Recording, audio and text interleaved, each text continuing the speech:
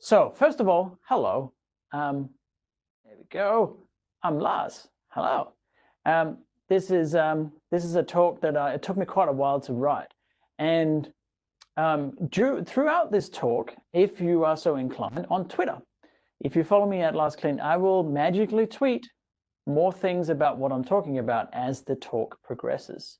So if you want to know more about any of the topics that I cover, because it's going to be pretty quick, we already got 50 minutes plus questions, then please go there and figure out more about whatever it is I'm talking about.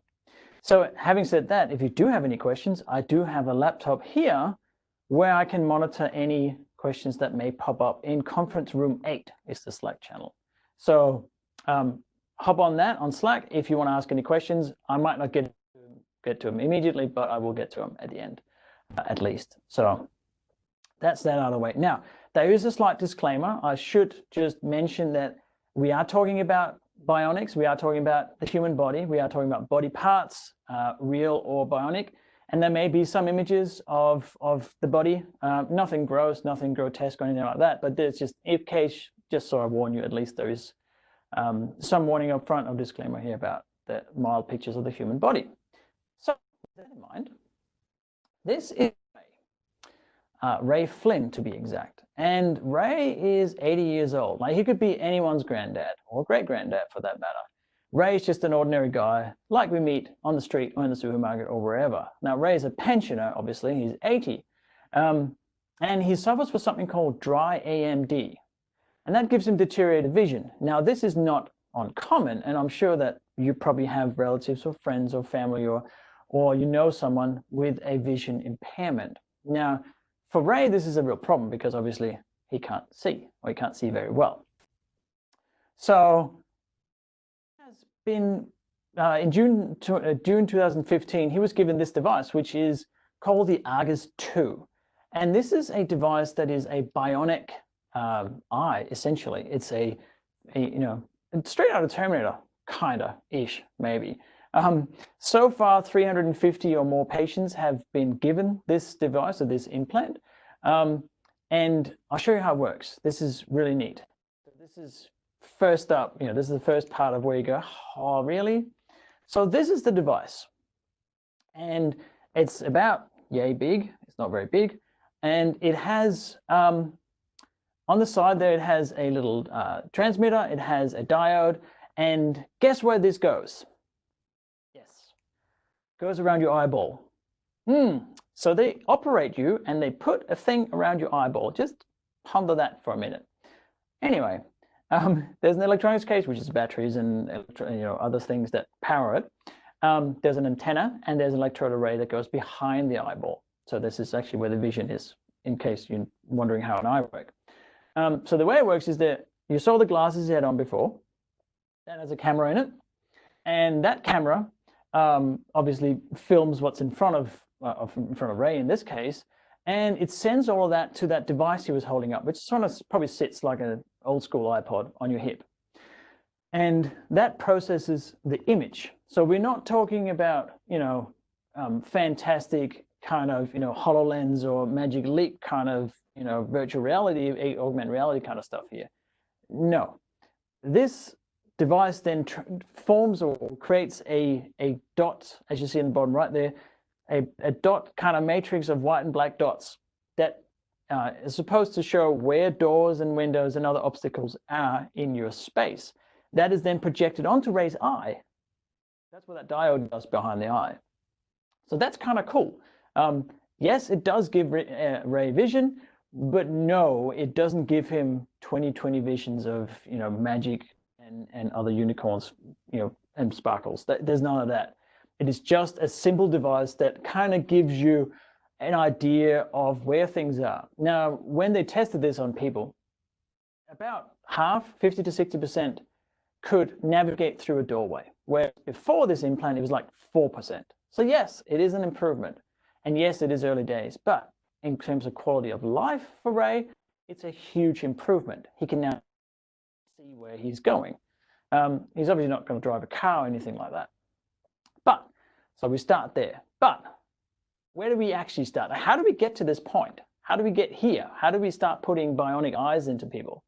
So we're going to go about 3,000 years back, something like that, back to Egypt, 950 BC. And this is the first recorded example of a prosthetic that has been found anywhere in the world. And it's not bionic. It's made of wood and it's a toe, but it's a prosthetic. It's a prosthetic toe that was secured with some leather straps. And I can only assume that it was cosmetic. I cannot see this having any functional purpose other than vanity. But it's the first one that we know of. And the Egyptians, they made many things. Wheel, well, they didn't do the wheel, that was the Iranians, Persians. Anyway, so let's jump ahead a little bit. While Egypt is all interesting, that's all about all that happens in terms of bionics while prosthetics. Let's go to Germany. This guy, his name is Götz von Bellishing. I'm sorry, I just completely murdered that word. Götz. And he was a German knight. And he was also a mercenary. Yeah. And then, of course, he was a poet. Mercenary, not a poet. Naturally. But the cool thing, well, he murdered people. The not so cool, anyway, he was murdery. What happened was he lost his hand in some sort of rampage, I'm assuming. Actually, he got banned. He got an imperial ban, which is the worst thing a knight could get then, for basically just murdering people. He was quite murdery. He lost his hand, and because he's German, he just made a new hand. Yeah. This was in about 1500. 1520, 1530, something like that. He made a hand, a mechanical hand forged out of steel, I'm assuming. And it wasn't just any hand. It actually worked. Fingers worked. I'm not sure exactly how they got into actually moving the fingers, but he could grab a sword, which is handy when you're a mercenary or poet with a sword. So that was the Germans coming to the table then already, 500 years ago. So let's move up till today, because one of the really cool things that humans have invented is a pacemaker. And it started out kind of experimental. So in 1989, John Alexander McWilliam, he reported an experiment where he put electrical impulses into a heart and could get 60 to 70 beats per minute by electrocuting it. There's no other way to put it. Then in 1926, Mark C. Lidwell, the Royal Prince Alfred Hospital in Sydney, Australia, yay, found out that he could actually just stab the heart with electricity, and then he could get it to beat as well. And then in 1932, Albert Heinman described an electromechanical instrument of his own that powered by a spring-wound, hand-cranked motor. So he was basically winding up his heart to give it electrical impulses. 1958, Arne Larsson became the first to receive an implantable pacemaker, and he had 26 devices in his life. He was king. Yep, he really wanted that to work. And he campaigned as well for other patients needing pacemakers. And today, well, 2016 is the latest number I could find, 1.14 million pacemakers. It has become such a normal part of everyday life to get a pacemaker. It is not a big deal. It is an invasive operation, of course, but it's not a there's no complications to it. And this is kind of how it works. You have a pacemaker that sits up here, and it has a wire that goes into your right ventricle in the heart. And I think, correct me if I'm wrong, I'm not a doctor, obviously. You don't want me as a doctor, I don't think. Geez, it's scary. It is such a simple device that it sits up here. In fact, a modern day pacemaker is that big. That is it. It's a tiny little device that you just get operated into your, basically it's behind, just above your heart. And it's life-changing. It's life-changing. It dramatically improves the quality of life for many people. Now, before we get into all the development, because we are getting into that, I want to talk about ethics and social etiquette, because as much as we like nerding, as much as we like coding, and as much as we like finding ways to improve software, it's important that we have ethical discussions around these things, because when we are working with this groundbreaking technology as it is, and you can, I'll show you later how you can get involved, ethics is really important. So let's go back to Ray. Remember Ray from earlier? what if with this bionic implant, you know, he's already got the eye thing going and bionic implant and everything. What if we could give him, say, X-ray vision as well? Would that be cool? Of course it would be cool, but would it be legal? Would it even be ethical? Like, can we actually make Xray Man, which is an actual superhero from the 1960s, I'm sure. Is that even, should we do it? It's not an easy question, because where do you stop? So let me give you an actual example right here from Australia. So Australian researchers are looking at figuring out the process of regrowing damaged spinal cord. And obviously, if you're a quadriplegic or a paraplegic and you've lost movement of your arms or legs or both because of a spinal injury, you want this. You want your movement back. It's a good thing, right? But the same research has also been used to enhancing memory and enhancing physical abilities and perception. Now, are we okay to fiddle with the brain in that way, to enhance it, to give it essentially superpowers, right, to a certain extent? Is that an ethical, correct decision? Like, are we allowed to do that? We don't know. We have to have these discussions around, because we can do it doesn't mean we should do it. And how does the public feel about this? If we could do it, what would be the public reaction to it? In the end, it'll end up with a product that we need to sell somehow. You've got to pay for this research and everything in some way. But how does it end up being a product that the public accepts? So what are the social implications? And even worse, what if there was a price on it?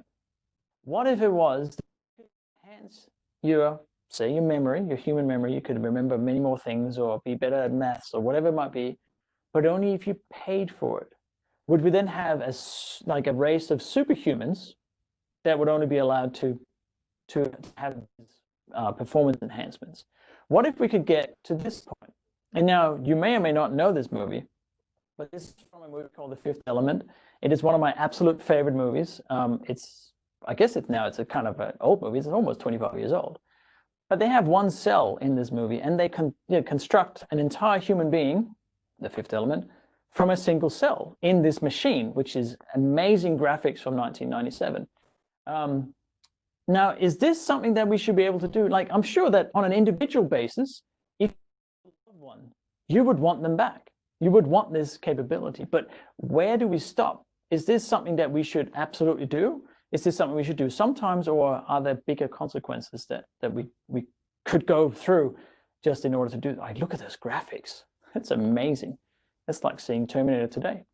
So those are real questions we need to ask. Just because we can doesn't mean we should. So bear that in mind as we continue through this journey of bionics as well. So moving on. One of the things, this is something you've seen a lot, I would imagine, is prosthetics. But what if we had prosthetics that were superior? What if you could, say, by choice, amputate both your legs, get new legs, prosthetic legs, and then suddenly you could jump high, you could run, you could, walk for miles? Should you do it? Is that an enhancement that you need to do, or could do, or should do? It's definitely possible. Even today, it's possible. It's already been proven that runners, and like in this case, that have prosthetics that are, carbon fiber, extra spring, whatever, can run much faster than people with, let's say, biological legs. There's something called bionic reconstruction, which is, in this case, you can get hands, so you can actually implement hand. You can attach a hand that is implementing human functions, but it's a machine. Of course, it's going to be much stronger. It's going to be perhaps higher dexterity down the track at least. And then one of my favorite things about this discussion, and I will get back to this, is what if it's a hackable body part? Most of these parts are going to be connected to the internet, right? So what if you can hack your arm? What if you suddenly your hand gets, I don't know. Yeah, it's funny when you think about it, not so funny when you kind of get to the nitty-gritty of it, but it could happen, right? I'll get back to that though. And that ends up being a question of what is human. Like, what are we actually considering to be human? I don't know, but it's a question that we need to ask, because as we start, as developers, as technical people, as we start building these things and making them more and more refined, more and more advanced and complex, we get to a point where we are almost not human anymore. At what point is a bionic hand no longer part of you, but it's something else? Or there's some interesting questions here, and I don't have the answers, but I need to pose the questions because the discussions need to be made as we go through it. So that brings us to right now. What is actually happening today, and what, no other way to say it, what weird crap are we actually eating now that we put inside people? So I've got a few interesting examples here. And again, bear in mind, this is all technology driven. A lot of this is built, there's a lot of code in this. I don't know how you update the firmware of some of these things, but you probably have to. So my first example is this little thing here. Now, this is an implantable blood lab. So it goes in your arm, in your skin, and there's 5 sensors in it. So it has sensors and a radio transmitter, and they pick up things like your lactate level and your glucose level and ATP, which I'm not sure what is. Again, I'm not a doctor, I'm not a medical professional. Its implant it's recharged to the skin, so that's good. It's not like you have to take it in and out all the time. But one of the really cool things, one of the absolute massive things that this can do that we can't do today is cancer treatment. Personalize your cancer treatment. So today, if you have cancer, hopefully you don't, or hopefully you won't get it, but some people get it and do have it. The way you treat cancer is sort of a, sort of like with a cannonball, right? We have drugs that we give to people that are treating a large array of people. They all get more or less the same doses, at least initially. Of course, there's some customization in doses and what you give them, but overall, it's very much a sort of a, one size fits all kind of treatment. With this blood lab in you, or in the cancer patient, you can very specifically give the right doses and the right drugs based on the chemistry balance and the chemistry compounds in you, because we're all different. So each substance that this thing can measure, you can accurately get an idea of what you need to give in order to treat the cancer. That is really cool. And that is something that we absolutely should do if we could. That is, we're not changing the body, we are implanting a little computer, I guess it is, or sensor that gives us data about what is you, what are you made up of. Different ethical question again. So that brings me to this, which is, now we're talking about bionics, right? There's something in Zurich. So by the way, this previous thing was also from Switzerland, from the Swiss Federal Institute of Technology in Lausanne. Now the Swiss has also made this called the Cybathlon. And again, I'm talking, and I can kind of see the screen over there with your questions if you're writing, but if you write them on Slack, I can see them right here. So please just ask questions or even open for discussions. I know it's a bit one-sided because I'm the only one talking, but please do ask questions. So talking about this Cybathlon in Switzerland. Now, this is a sport event specifically for cyber athletes or people with bionic, let's say, improvements. And there's 6 disciplines. The first one is the brain-computer interface race. That's the first picture there up in the top right corner. And this guy here is a quadriplegic, so he has no movement of arms or legs. And the device he has on his head, he uses thought to control a device, such as a wheel, or he can, sorry, but in this case, he's controlling an avatar in a computer game, but the technology is meant to be used for wheelchairs as well. And he uses his brain to run whatever it is the computer game does. He sits completely still. It's only based on thought. Now that is pretty cool. Again, ethical questions come into it, but like if you can control your wheelchair without having to move anything other than thinking of where to go, that is a huge improvement. And it gives you the quality of life that we're talking about. For me, all of this is based on how do we improve quality of life, not necessarily about getting a bionic hand. Well, that's kind of cool. Now the next discipline here, the second one, is a functional electrical stimulation bike race. So these people are no movement of legs, and they're stimulated their legs. They do this in order to pedal. So they're they're forcing the legs essentially with electrical impulses to pedal, and that's the race. The third one is the powered arm prosthesis race, which is a guy that, well, in this case, it's a guy, could also be a girl, that has a prosthetic arm, and he has to navigate through this obstacle course with this arm. And this is obviously, you know, we get to this in just a minute, but it could also be mind control or based on mind control. So really cool. Fourth thing is a powered leg race, and this is running or, you know, any kind of prosthetic leg that you could have. Then there's my all-time favorite. The fifth one is the exoskeleton race. Yes, this guy in the gray there is actually a quadriplegic or paraplegic. Let me just check my notes. Yep, he's a, doesn't actually say, but he's got a spinal cord injury, and he uses this exoskeleton to run a race. So he's fully wearing this massive computer device. I just want to see how that works. That's amazing.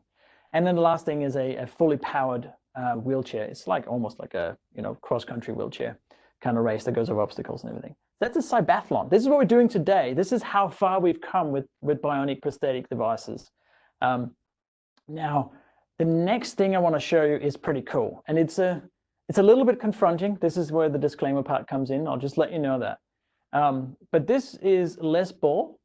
He has lost both his arms in a, you know, freak electrical accident 40 years ago. So for 40 years, he's had no arms, and he's lived his life this way.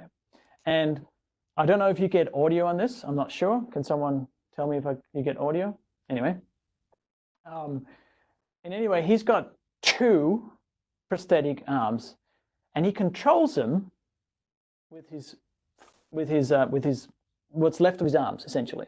He controls 2 bionic arms. He's the first one ever to have dual bionic limbs, and he's simply thinking about how to move them. And then the nerve arms, where he used to have arms, they interact with those bionic arms, and he now has 2 arms. He can do rudimentary things. He can pick up a thing. He can open a door. He can do everyday things that he hasn't been able to do for 40 years. And again, if you follow me on Twitter, there will be a link to the full video of Les if you want to go watch it. It is very, very interesting how that has all come together, and the reaction on his face is just priceless, absolutely priceless. Oh yeah, I should mention, it took him like a day of training to master these things. That's another part of it, is that these are really, really easy, quotation mark, to get up and using as the recipient of these limbs. Okay, so you might be sitting there and you're thinking, yeah, but hang on, like where's all the techy stuff? Where's I'm just been talking now about German mercenaries and poets, as well as Egyptian toes and, you know, people with no arms. But I know you're a technology, technological person, and I fully get it. I'm a developer. I want to know where all the cool stuff is. How do I get into it? So this is what this segment is all about. Okay, so the first thing is there's something called the Open Bionic Systems. Because I was talking, I was looking through it, I was thinking, what are the actual frameworks that you can use? What if I'm a JavaScript programmer, if I do Node.js, can I go and write some bionic limb code somewhere? I didn't know. And I came across this Open Bionic Systems, and it's an open source initiative. Open source, that's good.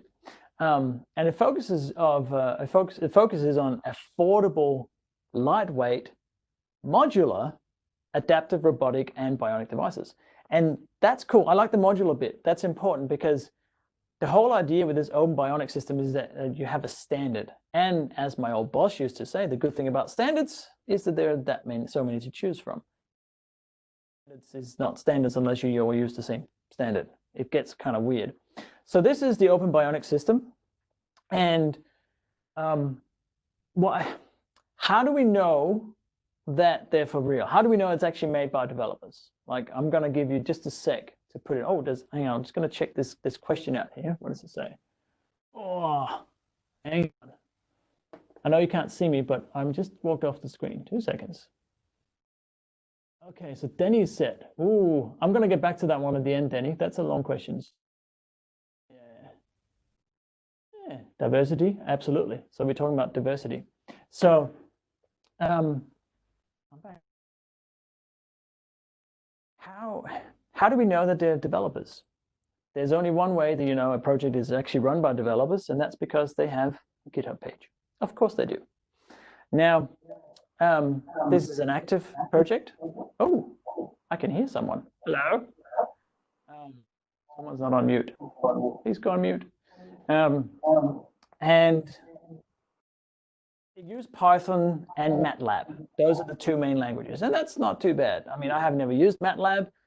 I assume it's relatively approachable, but Python is certainly something that I'm using. It's a pretty mainstream language by now, so that's good. Another thing that I noticed on their history is that it's an open source project, because this is the history of Open Bionics. And if you notice in the middle, I just think that was hilarious. That's fantastic. Of course they were. For 4 years, they were waiting for a Windows update. Yeah, that's what happens. Open source. So they've been going for a while. They're still going. The latest updates to the code was about February, I think. But kind of, how does it come to fruition? How does it actually end up in the real world? So more questions. To be fair, Elon Musk wants in everyone. This is probably true. We can talk about Elon Musk all day, I think. So the way that this comes really into the world, and when you can get really involved, as well as in the open source project, if you want to go have a look at it, the link should be tweeted in just a minute. I'm just in control of Twitter.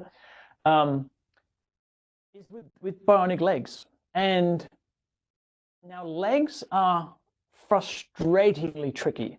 I don't know if you ever thought about how many things your legs do just standing up, how you move your balance from front to left, and how you adjust all the time for however you're moving and how your hands are moving. So if I move my hands forward, my legs go, or my body goes slightly back, and my legs take all that into account. If I move my hands to the back, it's the same thing. All the time, there's constant adjustment just maintaining balance. It's a huge task, and you don't even think about it. But when you have to put it into code, put it into actual implementation of a bionic limb or device, it becomes really, really complex. And this is part of what this Open Bionic system is trying to do. A leg has to do pivots, has to do turns, it has to do, you step on a little rock and your angle goes one way, you got to adjust for that. All of those things all the time that we never ever think about. And this thing here, I'll see, again, I don't know if there's sound on it, but this lady is walking with a bionic leg, and you can see how the leg is kind of adjusting. It's moving up and down she's lifting, obviously, her upper part of her leg, but you can see the foot is doing the whole stepping action. And this is all done with 3D printing. All of these devices is something that you can buy. And so the way it works is that it has sensor data. It's Raspberry Pi powered. It's using AI to control. It's using a combination of muscle contractions and sensor data from within the actual leg itself. And it guesses what the user is going to do. And using AI, it gets better and better at it. Obviously, that's how AI works in many ways. With machine learning is it guesses, educated guesses, right? So if you go in here to opensourceleg.com, you can download all of the schematics. There's everything, all the parts you need, all the parts required, all the costs, all the 3D schematics, everything you need in order to print your own bionic leg. And that's kind of the end product. Now, I'm sure they've stylized this a little bit, but I love the idea. Like, this is democratizing bionics, essentially, isn't it? So you can 3D print, you can build your own leg. There's all the costs there. I'm not sure what the costs are. They're probably not cheap still, but you use a Raspberry Pi. It's amazing. I'll just check the questions again. Okay. There's someone says, my wife has a prosthetic left leg, but the whole body is involved in motion. That's right. How much your leg moves in proportional to the hip flexion and back stability. That's exactly. It's very, very complex. It's not just a leg. You got to take everything into account. I'll just see if there's any other questions. Sorry, I just have to move off screen because the chat box on WebEx is incredibly tiny. It is very, very small, and I haven't found a way to resize it. No sound on it. Thank you very much, Gregor. That's good. So I know I can talk over it without actually ruining it for you. All good for the unmute. Yep. RFID chips. Yep. So there's a lot going on when you have to create a leg. There's an awful. So if anyone wants to do this, go to opensourceleg.com and print out a leg. If you know someone like the gentleman with his wife having a prosthetic leg, if you want to do it, let me know. I really want to know how easy, how simple, how hard it is. I don't know, because obviously I haven't done it yet. I still have both my legs, thank God. And I plan on that being the case for a long time. So that's now another thing that is really, really prevalent in this field, and I've already kind of mentioned it and alluded to it, is machine learning or AI. We use machine learning for all of these motions and trying to figure out how, in this case, pouring a bottle. Now, we don't think that's very hard. You grab a bottle, you pour some water out of it or drink or whatever. Not a big deal. Trying to teach a robotic hand that is just mind-numbingly hard. Now, this case here, this is using machine learning to figure out how much to grip for it as a first, because grip it too much, you crush it, grip it too little, it falls out and all that sort of stuff. But also the motion of how far you need to get. Now you can see the gentleman in the background is doing the same thing. He's actually training the model in this case. He's pouring it with his wrist movement. So he's not doing the grabbing part of it. He's probably already done that. But this is one way that you can teach a model, an AI model. And obviously, once you have the model, you let it do its own training and machine learning. And down the track, you will get a much better model over and over and over time. This is probably the most important field that if you are into machine learning, if this is something you're finding interesting, there's a ton of projects and work in this field for not just bionic, but any kind of prosthetics and automated helper methods in life, I guess you can call it. So many projects are also using C and C++, as the programming is still done, at the firmware level. And if you've never used C or C++, those are sort of like the granddaddy languages. So they are on a lower level, they're not abstracted as much as, say, your .NET framework levels or your Python. So you have more control over the individual bits of the firmware of the actual machine. There is no standard yet for implementing Bionics. There's no frameworks that are commonly used. It's kind of like every project, every company does their own thing.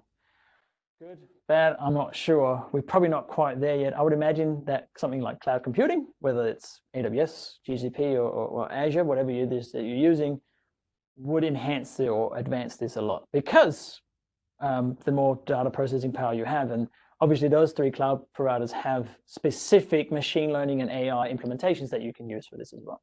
So now I was talking before about security, and I have to go back to that, because as developers, it is part of what we do. Like, if I could see all of you now and I'd say who here must have a security aspect of their job if you write code, or even if you don't, I would hope all of you would put your hand up, all of you without exception, because it is an integral part of what we do. Security is just in everything.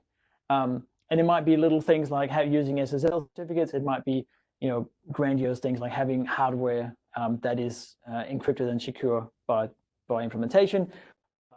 Whatever it is, we have to have security as part of it. And this lovely article here kind of shows that we're not quite there yet. Implanted medical devices can be hacked wirelessly if wants you as government.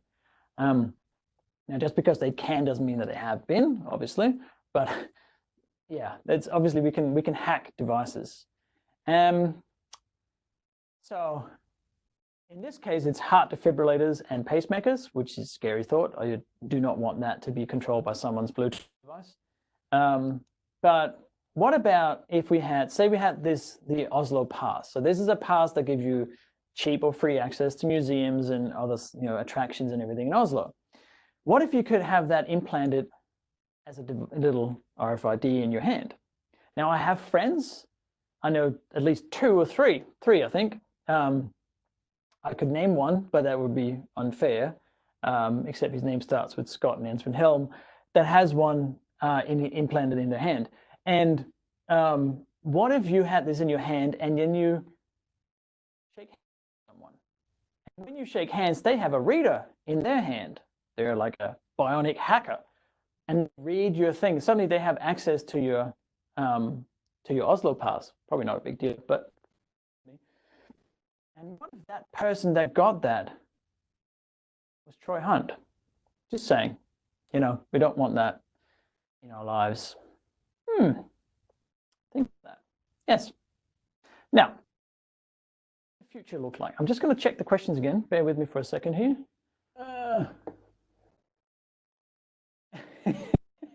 So Henrik saying, note to self, get RFID chip implanted in the left hand. Well, COVID now, not really supposed to shake hands anymore, are we? That was a terrible example I found. Anyway, we may go back to shaking hands. I'm not sure. Maybe not. Let me just check. It seems that we are using WebEx for questions rather than Slack, but that's okay. Oh, there we go. Total cost $28,500 US for the open source. Thank you very much, Manolis, for that piece of information. There you know, 28,500. Oh, seems Bionics indeed are no longer open source. Well, that's disappointing. I checked it. I will follow up on that, figure out why that is. Someone says they saw a talk of Clifford Agee about Bionics, and I thought, interpreted that some code of Bionics is still open source. Okay, so there's a bit of a discussion around open source, open Bionics, sorry, of whether that's open source or not. Okay, so pen testers. Very good. So again, apologies for broken off camera, but that's it's so far away. I didn't think this through. So what does the future look like? What are we actually going to do with all of this in the future? There's a few different things. There's obviously a lot of ideas and a lot of thoughts, but a few of the projects that are seemingly taking effect is an ingestible origami robot. Yeah. So this is an origami capsule. So obviously it's folded, hence the name origami. And it's made of meat. Yeah, it's made of meat. And you ingest this, and the idea is that inside of this, I guess it's like a Scooby snack, isn't it? Is a little, it's almost like a nanobot. It's not quite that small, but there's a delivery mechanism for medicine, or it could be to patch up a wound. And that's an interesting idea because say you have an ulcer, as an example. And normally if you have ulcers, you don't eat Band-Aids, which I thought as a kid, that's just silly. But you have, I'm thinking of stomach ulcers, sorry, not mouth ulcers, stomach ulcers, is that you would get your medicine that you get is sort of just covers everything in your stomach. Like it's not that targeted to that particular stomach ulcer. So either it doesn't work or you have to take more medicine, or sometimes it does work or you don't quite know. With the little ingestible origami robot, you could be very, very specifically targeting that ulcer with that, you know, the wound. I could, you know, put in antibiotics or deliver whatever it is, very, very targeted. So that's kind of cool that you can do that. Now this is still very early days. It's the article I found was from 2016, so it may have come a lot longer by now. But it's an interesting idea. Now something that's possibly a little bit controversial. It could be, at least, but I think it's important that we have this as an example as well, is gender transformation. And we can now create body parts that are bionic. You know, we're thinking hands or arms or legs, but we could also create sexual organs, as an example. It's definitely a possibility that's been proposed. There are research in it, and I believe I'm tweeting in a minute a link to an article from a company called Transthetics, which is what they are working is how can we use these prosthetics and the bionics to facilitate gender transformation? Because today it's I mean, I'm not an expert by any means, but as far as I understand, it's not a very exact transformation or journey. It has a lot of complications, it had a lot of unknowns, and it's very much a step at a time. And maybe with this technology, that could be a smoother transition. Who knows? it's certainly an area that has a lot of potential. I'll just check the questions again here. So someone's saying, sorry, just going back to Bionics, someone's saying to be approved by the NHS, they couldn't be open source. Really? Right, that's another discussion, I guess. So, yeah. Okay, next example. Something that it boggles my mind. It's called flexible transistors. And it's basically a way that you can create transistors for connecting things inside your body. I don't quite understand it, but the way that it's explained is that you can use transistor material, and you can, normally transistors that you use, say in computers, are not flexible and you can't bend them. But in this case, you can use the kind of organic almost, you can bend them, you can, as you can see in the schematics, you can circle things, and I don't understand it fully, but I thought it was worth mentioning. Again, I think there's an article in the Twitters, maybe. And then the last example that I really want to go through is you can record neural activity. So if you can record your neural activity, then you can translate that into bionic implementations as well. And again, this becomes one of these ethics questions. Should you record this neural activity?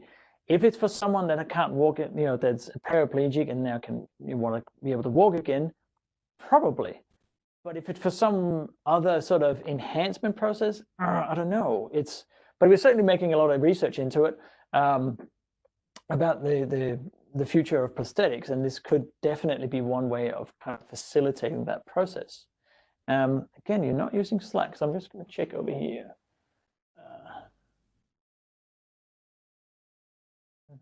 Conclusion: developers are ready to do this for free, but I'm not ready for this. And I think this is a very good point, actually. Who said that? That's Denny. Thank you, Denny. Is it that yes, of course. If as developers, a lot of us are into open source. A lot of us want to build a lot of this with open source, but medical companies are not quite in that same headspace. A lot of medical companies want to make a lot of money. And if everything is open source in perception, their world, in their perception, there's no money. Obviously, we know that's not true. Just look at Microsoft. But yeah, that is a good point. So to this, if not now, then when? Like how, as technology people, we can be part of forming this future, but we can genuinely help a lot of people using our code. Using our skills in technology, and if you're a developer. Now it is the NDC, Norwegian Developer Conference, but you may not be a developer. A little better place, what a cliche, but definitely it's true. Bionic Projects is something that can directly translate into helping someone's life. Now I use Open Bionics as an example, which turns out they're not that open anymore. Thank you, NHS. But there are many other projects. There are many other projects that you can get involved in or learn about machine learning. We've only just started this. We've only just started figuring out how to fix people, how to enhance the human body. And there's absolutely no sign that we are going to stop. Like, why would we not fix someone's legs? Why would we not create vision for the vision impaired? Why would we not fix hearing? All of these things, why would we not want to do that? Yes, there are ethical questions, but I think we work through that. It gets a lot better. Now, this was the time I had for questions, because I would imagine a lot of questions that come out of this. So I'm just either on Slack. Oh, there we go. On Slack from Audun, sorry if I mispronounced your name. Do you think we are gradually unveiling the need for an objective morality in terms of considering the ethics of transhumanism? Wow, that's a very, very well worded question. So there's a few questions here, I think. Are we unveiling the need for an objective morality? I think by definition, morality can't be objective. That's why you have ethic councils and not ethic laws necessarily. It's very tricky to find a way to objectify something that is inherently subjective in terms of morale or ethics. We need to have the discussion. We need to figure out you saying transhumanism, we definitely need to figure out the ethics. We have to figure out what is ethically okay, what is sorry, someone's saying top middle video is why we'll totally have a robot uprising. That is very true. Don't kick robots. Jeez, people. Yeah, we need to find out ethics. Unveiling, it's yes, we are gradually unveiling the need. Will it be objective? I don't think it'll be objective. I think that'll be different countries or cultures will have different approaches to this, and especially in some countries there'll be a specific need that's much more, a higher priority than other countries, and that will probably inform a lot of the decisions. I've done talks a lot, or web shows or videos about the drones of the future, because drones are something that is so incredibly important for, say, disaster recovery. But at what point do we want to have the drones do all of the thinking for us? Like, there's definitely a point where the ethics become important. Let me just see if there's other questions here. Wow, this is so small, this window.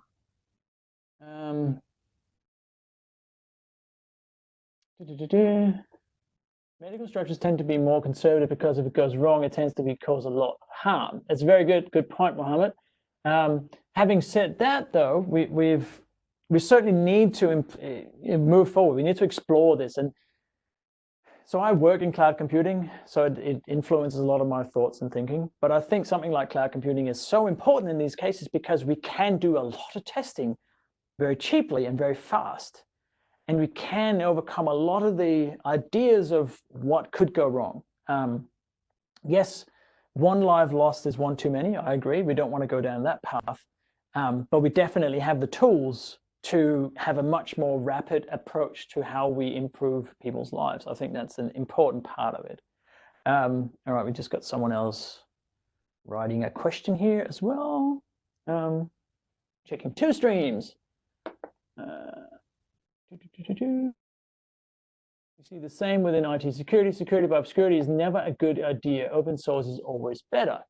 Well, that's, yes, I agree.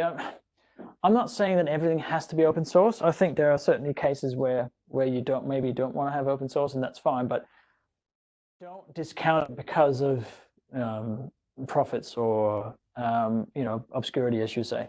So we'll need a UN-wide new Geneva-style convention for self-driving cars, bionics, etc. Yeah, maybe. I'm not sure about that. Designing and implementing such a thing at this point is nigh impossible. Well, yeah, if you're talking about the convention.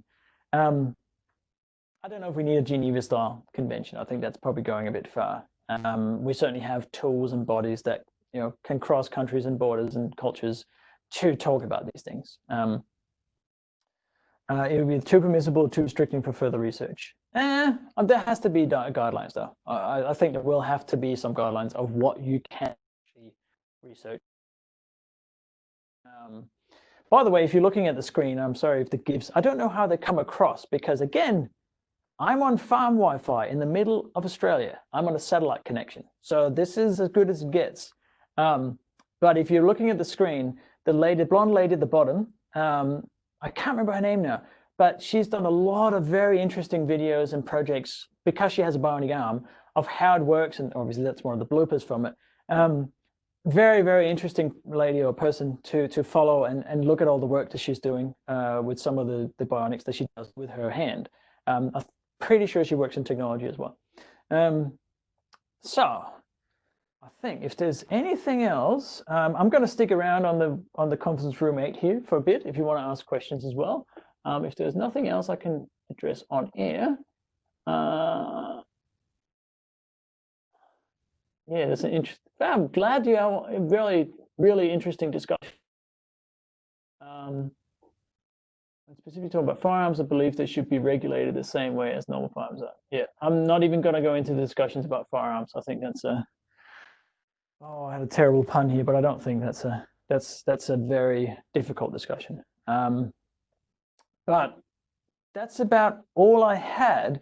We have about what do we have? 8 minutes or so left. Happy to take more questions, or in any case, I will be in conference room 8 if you want to ask more questions.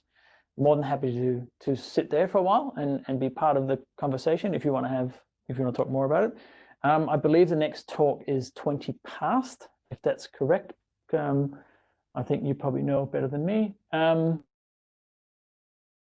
other questions? Other than that, I thank you for your time, and I'm assuming you're clapping.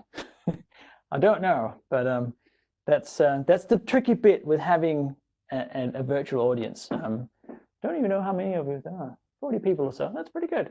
But thank you very much, and I think that's it. That's all I got.